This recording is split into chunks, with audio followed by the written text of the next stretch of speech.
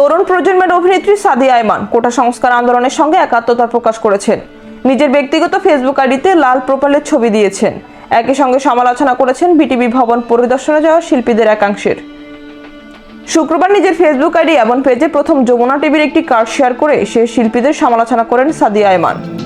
গত বৃহস্পতিবার বিটিভি ভবন পরিদর্শনে গিয়ে অভিনেত্রী স্বামী কাউসার বলেছিলেন, বিটিভি প্রাঙ্গণে এসে চোখের পানি ধরে রাখতে পারিনি। কার্ডটি শেয়ার করে সাদিয়া লিখেছিলেন, শেম অন ইউ গাইস। নিজের সে মন্তব্যের ব্যাখ্যা দিতে শুক্রবার রাত 9টার কিছু সময় পর দেওয়া একটি পোস্টে সাদিয়া আয়মান লিখেছেন, একসময়ের জনপ্রিয় অভিনেতা অভিনেত্রীরা বিটিভি প্রাঙ্গণে গিয়ে নিজের চোখের পানি ঝরিয়েছেন। অবশ্য তাদের জীবন ও ক্যারিয়ারের সঙ্গে বিটিভি কেন্দ্রিক স্মৃতি ওতপ্রোতভাবে জড়িত। তাদের দুঃখ পাওয়াটা হয়তো স্বাভাবিক, কিন্তু এতগুলো ছাত্রছাত্রী, শিশু, মা বোন, সাধারণ মানুষ যে প্রাণ হারালো তা নিয়ে একবারও কিচ্ছু বললেন না, একবারও দুঃখ প্রকাশ করলেন না, একবারও এই মানুষগুলোর হত্যার বিচার চেয়ে কিছু বললেন না। কেন?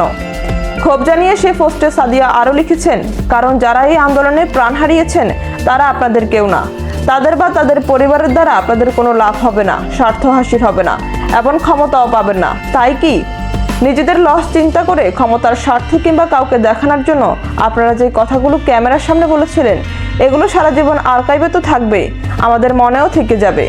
জেনারেশন টু জেনারেশন জানবে 90 দশকে যাদের অভিনয় টিভি স্ক্রিনে দেখে আমরা মুগ্ধ হয়েছে, এখন তাদের বাস্তব জীবনের কর্ম দেখে আমরা বিস্মিত এবং লজ্জিত। দুঃখের সঙ্গে জানাচ্ছি যে আপনাদের প্রতি শ্রদ্ধা হয়তো আর কখনো ফিরে আসবে না।